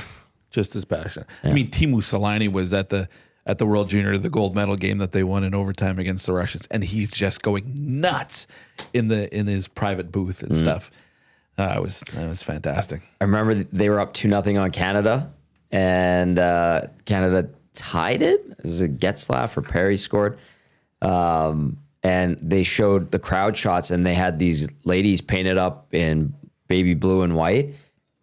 This one lady was bawling her eyes out when they gave up the lead, and it was tied, and she knew it was over. It's like, that stands out to me. I'm like, that lady is crying her eyes out, and then Canada went on to win. Right. Because she just knew the dream was dead when they tied it. maybe they'll go get the Olympic gold this year. Shock the world. That would be insulting. I wouldn't mind a little bit of a wild Olympics. Not going to lie. I hope Canada wins it all still, but I wouldn't mind a little bit of like, whoa, what's happening? Oh, this is happening. Yeah. Seeing some weirdness. Portions of this hour of the Hangout, they are brought to you by the High Product Marketing, official merch partner of Edmonton Sports Stock. Promotional products that bring the buzz. Check them out at highproductmarketing.com. I do want to mention this one because Rip City did bring it up earlier. It's not much for us to get into, but OKC has lost 3 times to the Spurs in the span of a very short period of time. So the hopes of a 73, besting a 73 win season, which is the record for most wins in a regular season by the Golden State Warriors, has taken a little bit of a hit for OKC the last little bit, because now they are currently sitting at 27-5 with multiple losses to the Spurs. At the turn of the calendar for when the Warriors did it, they had 2 losses. So, and to go 73, you have to go 7-3-9 to tie. So they're afforded 4 more losses to tie the Warriors. 3 to best the Warriors. How many games are left? 27 plus 40? plus 5. Holy, that's a lot of games. Yeah, because They they're have 50 50 games left, and you can only lose 3 times. to best that record. So I think it's not looking good now for OKC. Wow. Maybe they're beatable.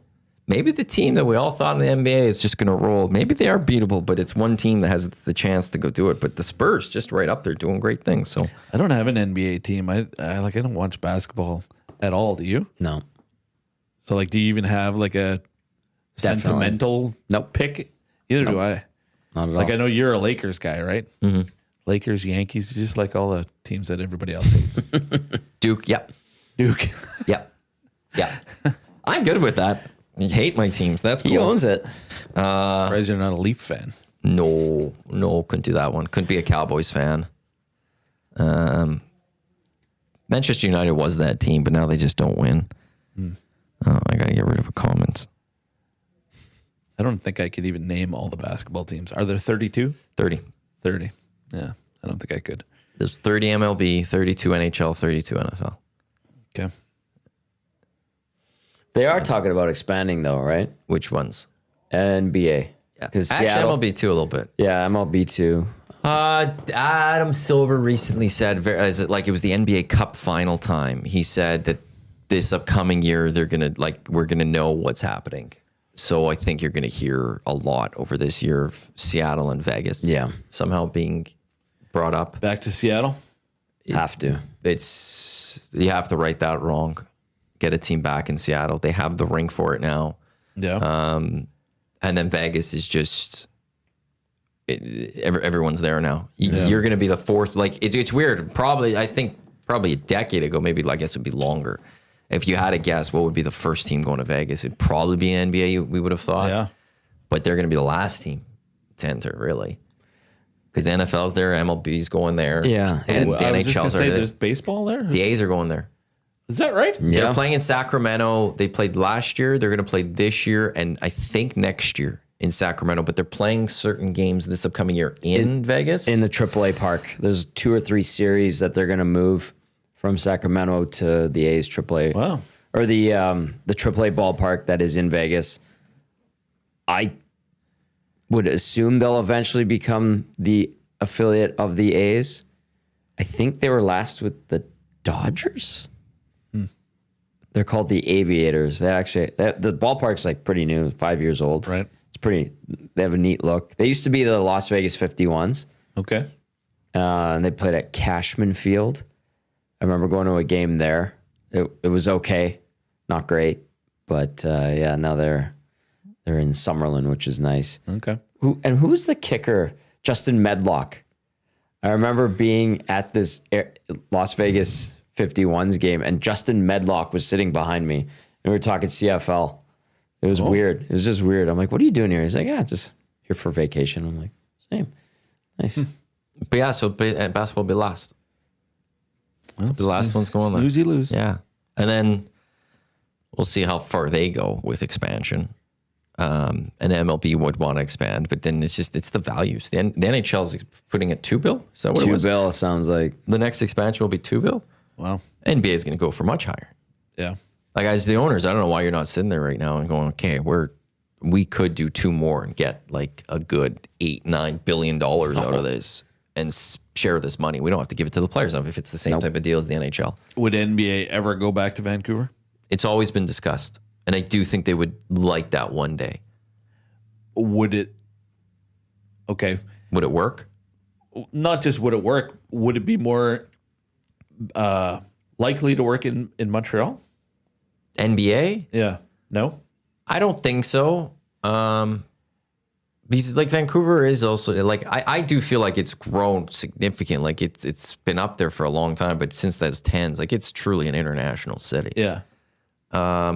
And you space out the Canadian market nicely, as opposed to Toronto, Montreal battling right at least. And then they've got the whole West. But if And then you have an immediate rivalry with Seattle yes. and Portland. Like I you agree built with all of that. rivalry right there. So would MLB go back to Montreal or would they go Vancouver? They are stringing Montreal along anytime they can. They're the Kansas City of Yeah. It's they're dragging their hearts through the mud, man. It's sad.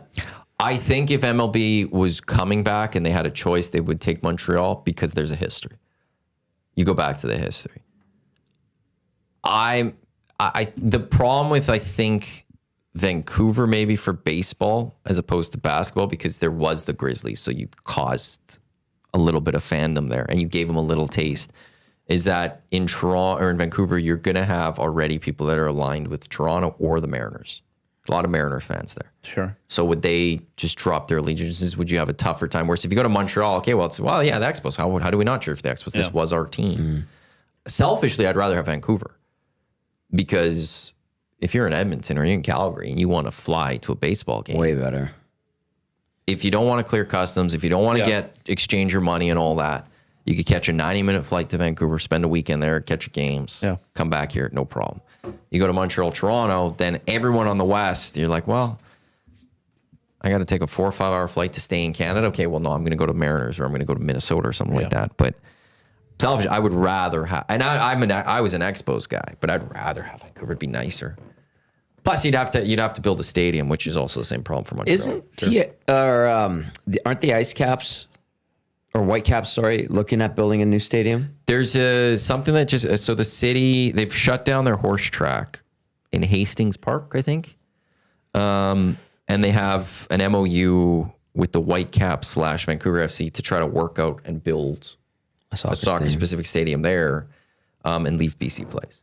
But it's nice that they're talking about the idea of building something, and then so they'll be staying because 8-9 months ago, maybe 10 months ago, it looked like they were probably going to be leaving Vancouver because they sound like they were up for sale. The Whitecaps? Yeah. Really? Ownership put them up for sale, it sounded like, and a lot of people thought, well, no one's going to buy them, keep them there. And it was an easy way. Like MLS has a couple markets that just aren't touched yet. Vegas being one. Phoenix is one. Phoenix does not have an MLS team. And it's like, well, how do we go there? And I don't think they could keep expanding because they're at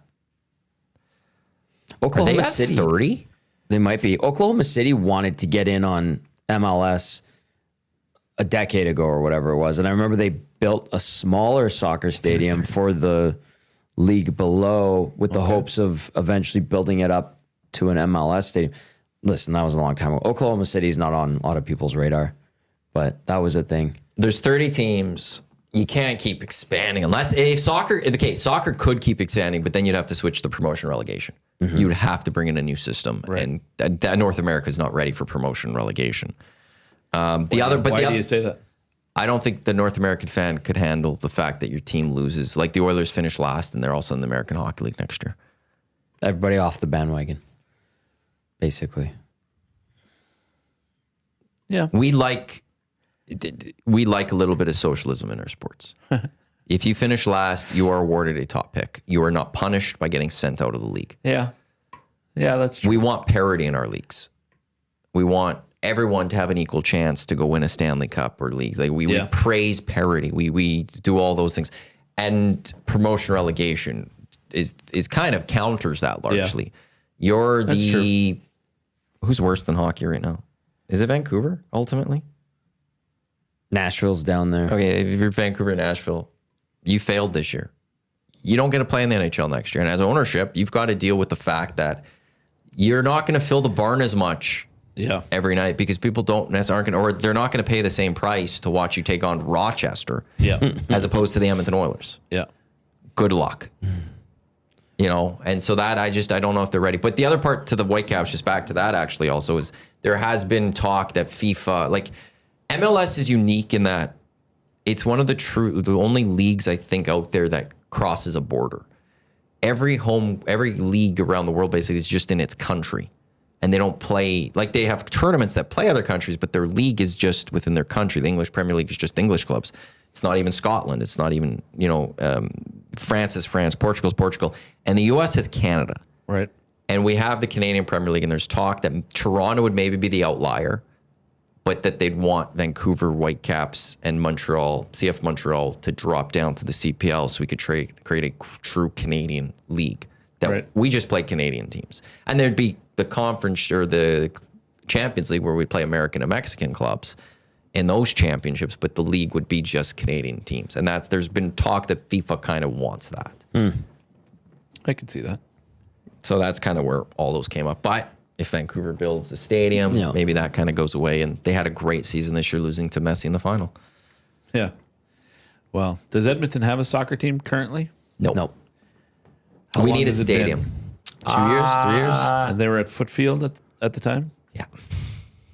And I know that caused fights with minor football. Clark, sorry. They Clark caused Stadium. fights with Clark or with minor football because they wanted specific things painted. Like, I don't know. I just know there was a lot of issues, and they pissed off minor football. So in there, they pissed off a bunch of parents who wouldn't bring their kids to the games, and wasn't built for soccer. And we're now turning into the Expos where it's going to be, well, we need a stadium to ever get a soccer team again, but who's going to ever want to build a stadium? And Yeah, it's interesting. But it's reported from Uzbekistan media, largely. Nice. Canada, Uzbekistan, early June in a World Cup friendly at Commonwealth Stadium. Okay. All right, That's bring what's on the been reported. Uzbeks. So Canada will be playing possibly here in Edmonton in the lead up to the World Cup. So would that mean reparations between our city and Canada soccer? Because remember the whole fallout from World I'm Cup? surprised. I figured Canada or Edmonton would just say, screw this, we're never doing it again. Yeah. This was the benefit of being a World Cup city, and you turn our back. We play somewhere else. We don't need you. But do we have a large Uzbek community in Edmonton? That I don't know. I would don't assume know. no. I don't know. Although I did look it up. It looks like a beautiful country to visit. Okay. And by all accounts, it's one of the top countries, like the top country that you would think, like it's very safe apparently. That's and great. it's beautiful and it's a place to go. So that's kind of, I've looked at like, I would maybe one day I'll want to go to Uzbekistan. Okay. I'll take your word for it. Didn't expect to hear that today. Not a country that I've ever explored a whole lot. It looks actually, in some of the things, it does look beautiful. So, and they say like quite safe. So there's your lesson you learned today, I guess. Didn't Borat have a thing with the Uzbeks? Possibly, because Kazakhstan and Uzbekistan are right there. So it might have been his issue was with Uzbekistan. Yeah.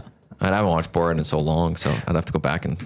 They watched Borat 2 at my parents' place Did they? on Christmas Day. Yeah. that's funny. I was kind of in and out watching it. And It's pretty laughing. funny. It was well done, yeah.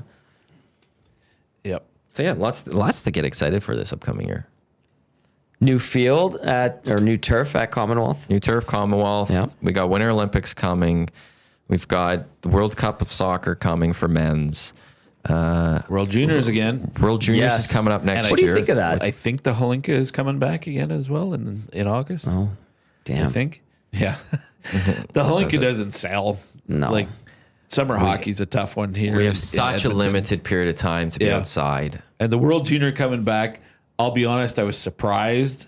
Although I had a conversation with AP Andrew Peart about it before it was officially announced, and there were rumblings that I think they had announced they were going to have a press conference, and it was like, okay, well, what's this going to be? And he said, I think it's World Juniors.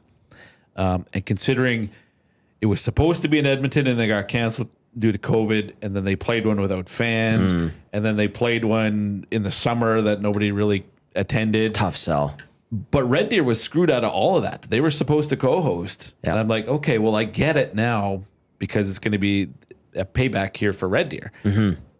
After this, I don't expect it to be in Edmonton for a long time. Well, it's got to go to Calgary with the new building. And then it would be like Calgary and Lethbridge or Yeah. Calgary and Red Deer. Yeah.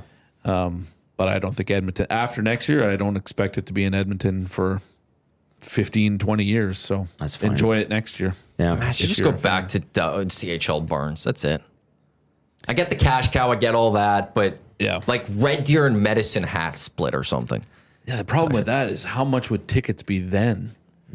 That's where I know that we've screwed it up. Like tickets for those games are through They the are roof now. as it is. Was Like it their attendance this year in Minnesota is not good. They're banking on cross-border traffic, and a lot of Canadians aren't going to the States these days, understandably for some. And so the rink outside of the American games are, three-quarters empty. And they're playing at University of Minnesota as well, right? Yeah. That looks like a nice arena. Yeah. It's just it's gone way too expensive. But what was it, 97 was Red Deer? Something like that, late 90s. Was it earlier? 94, 95, yeah. Somewhere It was up nice when they went back to Halifax. there. Oh, yeah. Like Saskatoon was good. Saskatoon, Regina, those, like I'd rather see it there than NHL Barn. An NHL Barn should host it maybe once every 10 years. Like Toronto, Montreal was not good. No. But you could do it in London. They've got a nice, the rink in London's 10,000 seater. It's good. The one in the new one in Moncton's about that as well. Maybe not quite 10, but like 8. Quebec City. Halifax is like 10,000. Quebec Hamilton City's just got, redid their arena. Yep. Oh, yeah. Sorry, where? Hamilton. Really? It's completely renovated. Just opened, I believe. They were having like Paul McCartney roll through. Really? Yeah. Holy I saw smokes. Paul McCartney's coming to some TD Arena. I'm like, where the hell's TD Arena or whatever? I looked and it was Hamilton. It's Cop Coliseum. Completely renovated. They have like a massive amount of shows that are coming through there. I got to check this They out. don't even have an OHL team now. Yeah. So like, I feel like after that, like you get the Toronto market could drive out to it if you want to. And Yeah. you go to the small places. That's what it should be. Well, Quebec could do it. Certainly, you could do it in Quebec. Although I don't know where the second rink would be. I mean, I guess you could do Quebec and Montreal, but then Montreal. What about They're going to want the finals. Yeah. Oh, yeah, Laval's in Montreal. Laval's basically Montreal. Montreal, yeah. I mean, you could do Chicoutimi or something like that, but then you're going from a 16,000 seat ring to 3. Yeah. Do we have Because Quebec City's kind of further up. Yeah, it's northeast of Yeah. Montreal. I won't want to this see this tell TD me? Arena in Hamilton. top division? I just want to go to the next few because they should be announced. Oh, TD Coliseum? Coliseum, is that it? Yeah, that makes sense. The next few announced? World Juniors Yeah, Edmonton is next year. 27. Then I think it's in Sweden. Oh, interesting. History. I think. I think I saw something on that medal table. TD That can help me. Coliseum. Getting only a few minutes. Wonderful radio right now, reading things. Minneapolis, St. Paul, Edmonton, Red Deer. Then it's going to Finland. Then it's Quebec City, Trois-Rivières. Okay. So that's where they're going. I thought I saw Quebec City. So that's 29. Okay. Yeah, good. That's a solid spot. How big is the rink? Trois-Rivières? Yeah. Who plays there? The university. Is that it? I want hockey. Hockey's kind of lower. Why can't I find a hockey team? It's hosted the EC. They have ECHL hockey, Okay. and they play out of this arena, which is home. Capacity is 4,300. Yeah. So they'll get the small games. Yeah. You know. They'll get one pool, the B pool. Yeah. And then Still, and, I mean, and that's- you're not getting a lot of, but like there's not a lot of people coming to watch, you know, U.S. take on the Czechs, let's say. Your money's on Canada. That's where you make the money as Hockey Canada. That's what we're seeing in Minnesota right now, is that it's the host games are selling out and everybody else is friends and family. And largely, you'll see that next year in Edmonton. You know, take the Red Deer out of it. Well, I think the games are going to be, for the most part, I think, until when it's it was Canada. in Edmonton in 2011, That was big. it was big then and popular, and most games had pretty solid crowds, even the non-Canadian games. But now Edmonton's had it. Like, even though people haven't gone, we've had it a lot. Yes. And that is going to lose its appeal. Well, and then even- the price is going to be too expensive. Even the last time it was here in that summer, I said I think this market is kind of tapped out for junior hockey as it is. I mean, the Oil Kings were good at the time, and so they were drawing, and then you had the Hlinka Gretzky Cup and the World Juniors as well. And I'll say, depending on the pricing, I haven't looked. You know, it's just how it goes. But people are spending their money on Oilers playoffs, and they don't have as much money to spend on other things. Yeah.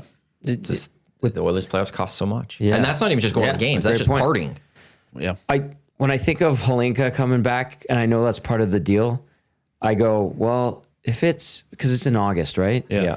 I'm like, if it's August 17th and it's 31 degrees, I want to go to the Riverhawks game and eat cheap hot dogs and drink local beer and get a sunburn. Your benefit is that maybe you get that person that's like, I need icy.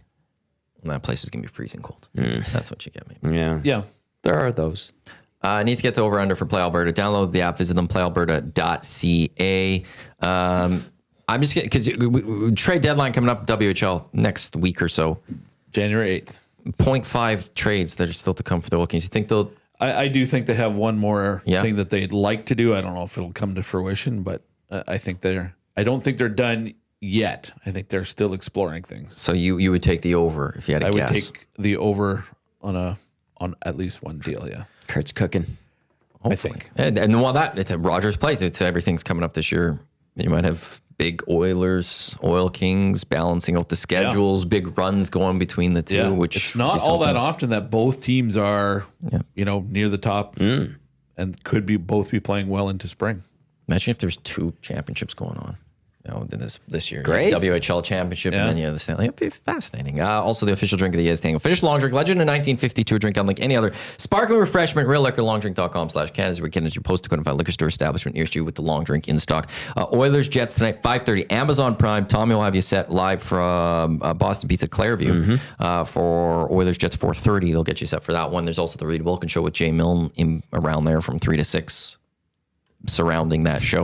EST afternoons today. Hernan's off today and tomorrow. So I am in with Gager and Zach. We got the oil stream. We got the lock shop. That's all to come here in Edmonton Sports Talk. Your clear choice for Edmonton Sports. Guy, thank you very much for coming. Really appreciate it. That's it? Yeah, We're absolutely. done? Flies, great. eh? Good show, gents, from Big Uke. Damn fine show from Box Pounder. So thank you. Pipeline show. Thank you, guys. Coming up Saturday. This week or you take one more? Will there be one this week? Possibly. 'Kay. I can't say for sure at this point. But Saturday at noons, right after Hello Hockey on our audio streams, we do have the Pipeline Show. Also, just go to our website, Pipeline Show, on Friends of EST, and I'll link you to Key's site. season 21 of the Pipeline Show. Yeah. Gavin Key, thank you very much. Happy New Year to you. Thanks and to you guys as well, and to all the Nassies. Thank you to everyone for tuning in to the Hangout presented by Sentinel Storage, Canada Storage Experts. Lock Shop with Dusty and Huss. It is coming up in just a few minutes. Lots to talk about in the National Football League. That's coming up in a few minutes. I'll speak with you on EST Afternoons in a little bit. Enjoy your day. Lock Shop. A few minutes. Don't go anywhere. Look at this. Let's go. There you go, right in front of the camera. First-time guest, long-time listener, fan of the original draft commissioner. Welcome to the EST Hangout presented by White Claw Hard Seltzer.